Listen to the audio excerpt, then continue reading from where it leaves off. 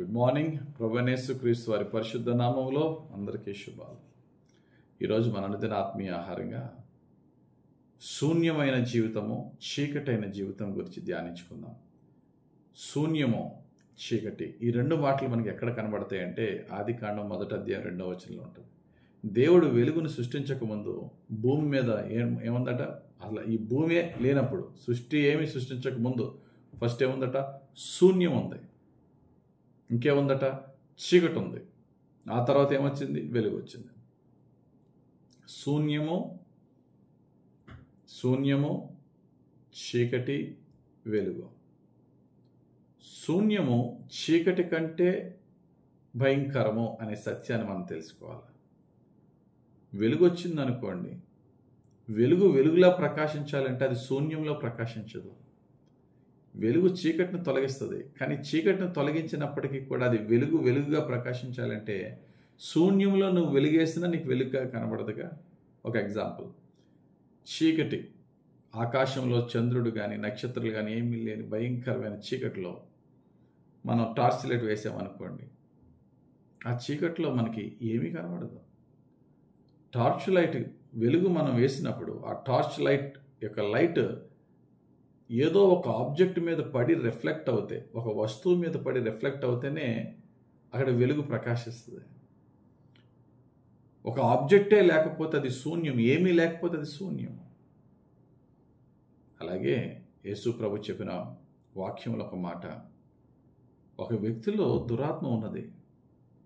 ఆ దురాత్మ ఉన్న వ్యక్తిలో ఉన్న దురాత్మ తోలివేయబడిన తర్వాత ఆ వ్యక్తి దేవుని ఆత్మ అనే వెలుగుతో నింపబడకుండా, ఆ దురాత్మని చీకటి వెళ్ళిపోయిన తర్వాత కూడా ఆ వ్యక్తి అట శూన్యముగా ఉన్నాడట. శూన్యముగా ఉంటే ఏమైందట? వెళ్ళిపోయిన దురాత్మ అంతకంటే చెడ్డమైన 7 దురాత్మలను వెంట పెట్టుకుని వచ్చాను అనే మాట మనం చూడవచ్చు. చూడండి, మత్తయి సువార్త 12వ అధ్యాయం 44. విశ్రాంతి దొరకనందున నేను వదిలి వచ్చిన నా ఇంటికి తిరిగి వెళ్ళుదుననుకొని వచ్చి ఆ ఇంట ఎవరినూ లేక అది ఊడ్చి అమర్చబడినట్టు చూచి వెళ్ళి తనకంటే చెడ్డమైన మరి 7 దయ్యములను వెంట పెట్టుకుని వచ్చును. అవి దానిలో ప్రవేశించి అక్కడనే కాపురం ఉండెను. అందుచేత ఆ మనుషుని కడపటి స్థితి మొదటి స్థితి కంటే చెడ్డదగును. కాబట్టి శూన్యమైన జీవితము చాలా భయంకరమైన జీవితం. ఇక్కడ నేను ఒక ఉదాహరణతో పోల్చుతాను. బల్బు లేని చీకటి గది కంటే బల్బు ఉన్న చీకటి గది బెటర్. ఆ బల్బు వెలగకపోయినా కరెంట్ వచ్చినప్పుడు ఆ బల్బు వెలుగుతుంది. అలాగే మన జీవితంలో కూడా దేవుని వాక్యం అంటూ ఉంటే మన జీవితంలో ఏదో ఒక రోజుని దేవుడు పరిశుద్ధాత్ముడు దాన్ని వెలిగిస్తాడు. యేసుక్రీస్తే వాక్యం. ఆయన విశ్వాసం కనుక మనం ఉంచినట్లయితే, విశ్వాసం ఉండి చెడ్డ క్రియలతో ఉన్నవారు అనేక మంది ఉన్నారు. కానీ విశ్వాసం అంటూ లేకపోతే ఏదో ఒక రోజుని ఆ వ్యక్తి వెలగాలన్న బలుబు లేని చీకటి గది. యేసుక్రీస్తునందు విశ్వాసం ఉంచినట్లయితే విశ్వాసానికి తగ్గ ఫలాలు ఫలించడానికి పరిశుద్ధాత్ముడు మనలను ఖచ్చితంగా ఆయన వైపు తిరిగినప్పుడు ఆయన మనం వెలిగిస్తాడు. దేవుని వాక్యము మనలో ఉన్న ఆ శూన్యాన్ని తొలగించి శూన్యముగా మనల్ని ఉండకుండా మనలను దేవుని పరిశుద్ధాత్మను ఆకర్షించుకునే విధంగా దేవుని వాక్యం మనలో నిలుస్తుంది.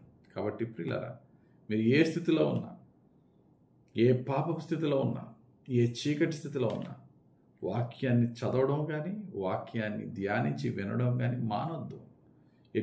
చాలా సాతానుడు ఏమంటాడంటే, ఇన్ని పాపాలు చేసి నువ్వు ఎలా వాక్యం వింటావు, ఎలా వాక్యం చదువుతావు అంటాడు. లేదు, సాతానుడు ఉన్నా చీకటి ఉన్నా వాక్యాన్ని మాత్రం చదువుతూ ఉండండి. వాక్యానికి తగ్గ క్రియలు లేకపోయినా సరే వాక్యాన్ని చదివి యేసునందు విశ్వాసం ఉంచి మీ బలహీనతలు ప్రభువు చెప్పుకోండి. దేవుడు ఏదో ఒక రోజున మిమ్మల్ని దర్శిస్తాడు. ఆయన పరిశుద్ధాత్ముడు మనల్ని దర్శించినప్పుడు, ఆ వెలుగు మనకు వచ్చినప్పుడు, ఆ వెలుగు ప్రకాశించాలంటే ఏదో ఒక ఆబ్జెక్ట్ ఉంటేనే కానీ వెలుగు ప్రకాశించదు కనుక వాక్యమే పరిశుద్ధాత్మను మనలో ప్రకాశింపజేసేది. వాక్యం అంటే యేసు ప్రభు చెప్పాడు. పరిశుద్ధాత్మ నుంచి కొత్త విషయాలు చెప్పడం, నేను ఆల్రెడీ మీకు బోధించిన వాటినే చెప్తాడు. ఈరోజు నేను ఏ స్థితిలో ఉన్నా వాక్యాన్ని మాత్రం సమృద్ధిగా మన హృదయంలో పెట్టుకున్నప్పుడు ఆ వాక్యము మనలను ఏదో ఒక దినాన దేవుని పరిశుద్ధాత్మకు ఆకర్షింపబడిన వారమై మనల్ని వెలిగించి సమస్త చీకటి నుండి, సమస్త శూన్యం నుండి దేవుడు మనల్ని విడుదల చేస్తాడు. చీకటి గల స్థితి అంటే దురాత్మల వ్యసనాలు కలిగిన స్థితి. శూన్యము గల స్థితి అంటే దేవునికి కానీ దేనికి కూడా చోటు ఇవ్వని శూన్యమైన జీవితము. అది అనేక దురాత్మలను, ఒక దురాత్మను కదా, అనేక దురాత్మలను ఆకర్షించుకునే, అన్ని పాపాలను ఆకర్షించుకునే జీవితం. ఆ స్థితిలో దేవుని వాక్యం వినండి, దేవుని వాక్యాన్ని ధ్యానించండి. ఈ వాక్యం ఏం చేస్తుందంటే పరిశుద్ధాత్మను ఆకర్షించుకుని చీకటిని తొలగించి, శూన్యాన్ని తొలగించి ఫలవంతమైన జీవితాన్ని ఇస్తుంది. దేవుడు తన పరిశుద్ధ వాక్యం మన జీవితంలో చీకటి నుండి, శూన్యమైన జీవితం నుండి తొలగించి వాక్యముతోనూ పరిశుద్ధాత్మతోనూ మనల్ని వెలిగించి ఫలింపజేయునుగాక. ఆమేన్. ప్రార్థన చేసుకుందాం. ప్రేమ నమ్మకమైన తండ్రి, మా జీవితంలో నీకు ఇష్టం లేని పాపపు క్రియలను కాల్చివేసి లయపరచండి అయ్యా. దురాత్మకే కానీ అయ్యా ఏమీ లేని శూన్యపు ఖాళీ జీవితమే కానీ మాలోంచి తొలగించి నీ వాక్యముతో మేము నింపబడి, విశ్వాసంతో బలపరచబడి, మేము బలహీనతల్లో ఉన్నప్పటికీ వాక్యము నేర్పిన విశ్వాసాన్ని ప్రకారంగా నీ వైపు తిరిగినప్పుడు అయ్యా యెహోవా కొరకు ఎదురుచూచువారు నూతన శక్తిని పొందుకుంటారన్నావు నాయన, వెలుగును పొందుకుంటారన్నావు. నీ వెలుగును పొందుకుని సమస్త చీకటి నుండి విడుదల పొందుకునే భాగ్యం దయచేయి. నీ వాక్యముతో కూడిన నీ పరిశుద్ధాత్మను మాలో నింపి వాక్యానుసారంగా నడిపించి నీ పరిశుద్ధాత్మతో మమ్మల్ని వెలిగించమని యేసు పుణ్యనామంలో నీ పరిశుద్ధ పాదాలకు మమ్మల్ని అప్పగించుకుని ప్రార్థించి వేడుకొంచున్నాం మా పరమ తండ్రి. ఆమె తండ్రి యొక్కయు కుమారుని యొక్కయు పరిశుద్ధాత్మ దేవుని అభిషేకము మనల్ని సర్వసత్యంలోనికి నడిపించి దీవించును గాక. ఆమె. God bless you. Have a very blessed day. Jesus prayer house fellowship సంఘం యొక్క సువార్త సభలు 9, 10, 11 సెప్టెంబర్ నెల 2024 జరుగుతున్నాయి. అందరినీ ఆహ్వానిస్తున్నాను. ప్రతి ఒక్కరూ కూడా ప్రార్థనాపూర్వకంగా 3 రోజులు 3 రాత్రులు, మొదటి ఆరాధన 7 గంటల నుండి 9 గంటల వరకు, రెండవ ఆరాధన 10 గంటల నుండి 1 గంట వరకు, చివరి ఆరాధన సాయంకాలం 6:30 గంటల నుండి 10:30 గంటల వరకు జరిగే ఈ ఆరాధనలకి కుటుంబాలతో అటెండ్ అవ్వడానికి ట్రై చేయండి. హృదయపూర్వకంగా దేవుని మందిరంలో గడపండి.